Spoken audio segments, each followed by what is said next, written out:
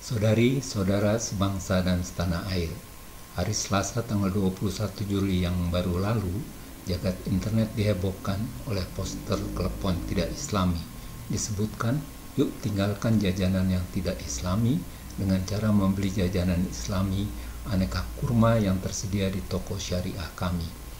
Saya jadi ingin tahu apa yang disebut makanan islami. Lalu saya buka portal Islam.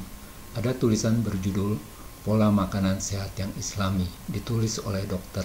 Amrizal Zodi dan diposting pada tanggal 5 Juli 2020, artinya sebelum heboh klepon tidak islami. Di situ dikatakan Rasulullah SAW merupakan suri tauladan yang baik yang telah memberi contoh pola makan sehat yang islami.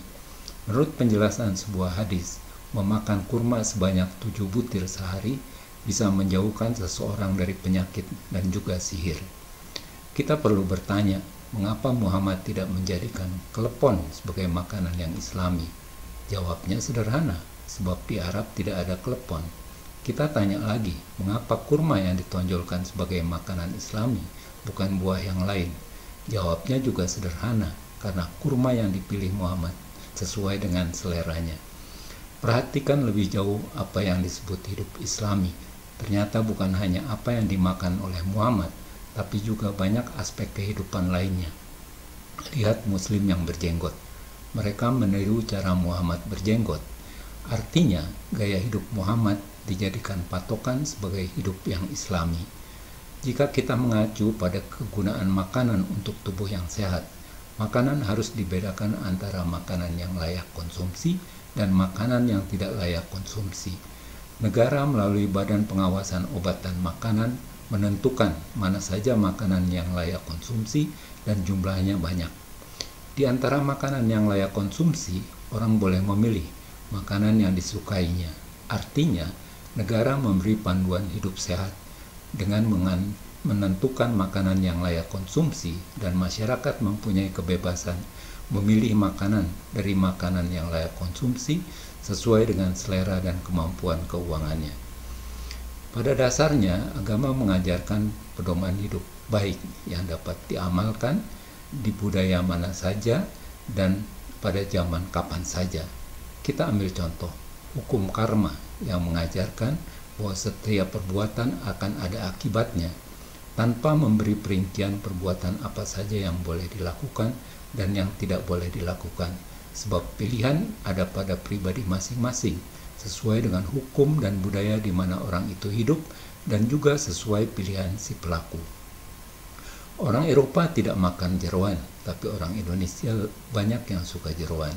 Di banyak negara barat, mengkonsumsi ganja tidak melanggar hukum, tapi di Indonesia masuk penjara. Agar lebih jelas beda antara pedoman hidup dengan gaya hidup, kita ambil contoh seorang ibu yang melepas anaknya yang akan hidup mandiri. Ibu itu mengatakan, "Nak, ibu selalu memberi kamu nasi dan jengkol. Ingatlah, dimanapun kamu berada, akan makanan yang selalu ibu sediakan untukmu." Ketika anak itu harus hidup di negara, di wilayah yang tidak ada nasi dan jengkol, anak itu menjadi sengsara. Seandainya ibu itu mengatakan, "Nak, ibu selalu memberi kamu makanan yang sehat. Jaga hidupmu dengan makanan yang sehat," tentu anak itu akan dapat hidup dimanapun dia berada.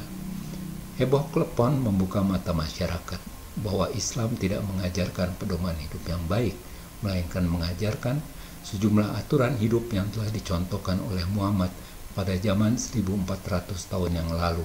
Antara lain, tidak boleh makan daging babi, tidak boleh memungut riba, wanita harus berjilbab, dan sebagainya. Gaya hidup yang diwariskan oleh Muhammad sangat berbeda dengan gaya hidup yang diwariskan oleh nenek moyang orang Indonesia, karena alam Indonesia berbeda dengan alam di mana Muhammad hidup. Artinya, hidup Islam yang diajarkan Islam dan diterapkan di Indonesia di zaman sekarang akan selalu menimbulkan konflik dengan budaya dan adat istiadat Indonesia. Oleh sebab itu, Islam selamanya akan menjadi masalah dalam kehidupan kita berbangsa dan bernegara. Silakan direnungkan apa yang sudah saya sampaikan dan mudah-mudahan bermanfaat bagi kemajuan Indonesia. Terima kasih. atas kesediaan Anda mendengarkan uraian saya, dan sampai berjumpa di lain kesempatan.